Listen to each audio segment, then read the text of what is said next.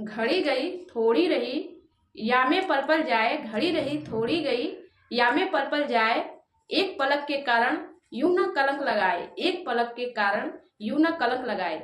इस दोहे में बहुत कुछ छुपा है। आइए एक छोटी सी कहानी के माध्यम से जानते हैं इस दोहे का मतलब। एक बार बहुत बड़े राजा अपने महल में एक नृत्य का प्रोग्राम कराते हैं। उसमें बहुत सारे लोग को बुलाते हैं और उसमें एक साधु आए हुए रहते हैं जो बहुत दिनों से तपस्या कर रहे होते हैं। वो भी आते हैं और उनके सभी जितने राजा प्रजा थे सभी लोग आते हैं और उनके नृत्य को देखते हैं। जब वह लड़की नृत्य करने लगती है, डांस करने लगती है, तो रात भर का पूरा प्रोग्राम था और वह जब डांस करती है, नृत्य करती है, तो वह डांस करते करते, नृत्य करते करते जो उसका तबला वाला था वह तबला बजाता रहता है, उसको नींद लगने लगती है। तब वह नृत्य की यह दुआ पड़ती है, घड़ी गई थोड़ी रही, घड़ी गई थोड़ी रही, या में पल पल जाए। एक पलक के कारण यूं ना कलंक लगाए।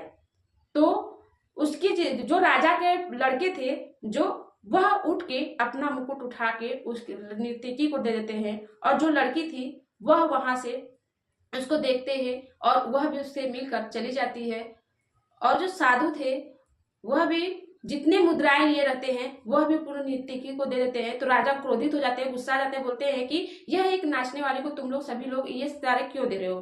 तो वह महाराज बोलते हैं कि महाराज जी, मुझे आज सही जिंदगी का मतलब पता चला है। ये लड़की ने जो दोहा पढ़ा है, ये जो दोहा बता रही है, ये बोल रही है कि मैं इतने दिनों से तपस्या कर रहा था और थोड़े समय जब बचा तो मैं यह साधना, अपना योग साधना सब चीज छोड़कर मैं ना डांस देखने चला गया, नृत्य देखने चला गया, जो मेरी इतने सालों की तपस्या भंग हो गई, कोई मतलब नहीं हुआ।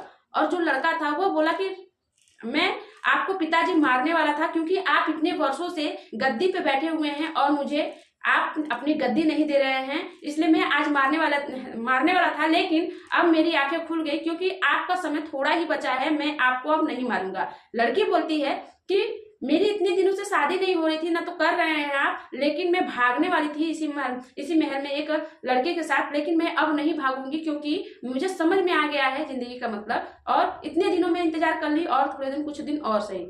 तब जाके राजा को भी अपनी गलती का एहसास हुआ। वो पूरा राजपाट छोड़कर वो जंगल की तरफ तपस्या करने के लिए, योग साधना करने के लिए वह चला जाता है, पूरा अपना राजगद्दी अपने बेटे को देके। इस कहानी से हमको सीख मिलती है कि हमें जो समय मेरा बीत गया है वो बीत जाएगा, और जो आने वाला है, जो इतने दिनों से बीत गया, हम लोग किसी चीज के लिए लड़ाई करते हैं, झगड़ा करते हैं, तो वह कहीं ना कहीं आपको मिल जाएगा, उससे कुछ होने वाला नहीं है। थोड़े चीज के लिए, थोड़े सुकून के लिए हम अपने जिंदगी भर का प्यार, सम्मान और जिससे हम व्यवहार बनाए हैं वह नहीं खराब होना चाहिए। अगर वह खराब हो जाता है तो समझ लीजिए कि कुछ नहीं बचता है।